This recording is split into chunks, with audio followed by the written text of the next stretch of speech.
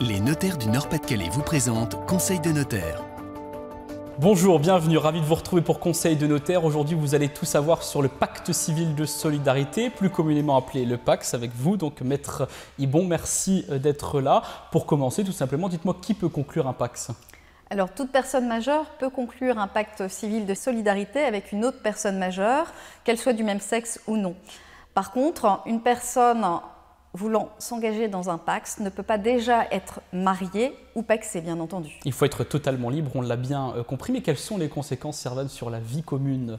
Alors, il y a différentes conséquences puisqu'il y a une obligation matérielle et mutuelle. Il y a désormais également une obligation de vivre ensemble. Et le PACS sera mentionné en marge des états civils de chaque partenaire en mentionnant le nom du partenaire également, tout comme le mariage. Alors du point de vue fiscal également, est-ce qu'il y a des incidences? Oui, effectivement, il y a une imposition sur les revenus communes, au titre de la taxe d'habitation également. Concernant les droits de succession, par contre, il n'y en aura pas, contrairement aux concubins qui restent taxés à 60%. Et concrètement, Servane, comment est-ce que l'on conclut ce pacte civil de solidarité?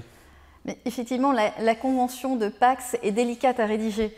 Donc les futurs partenaires ont intérêt à consulter leur notaire au préalable puisqu'il pourra leur conseiller le régime à adopter, les clauses particulières éventuellement à insérer compte tenu de leur situation et surtout attirer leur attention sur le fait qu'ils ne deviennent pas héritiers l'un de l'autre, d'où l'intérêt de signer peut-être un testament. Donc si je comprends bien, il faut absolument aller voir son notaire qui prend tout en charge.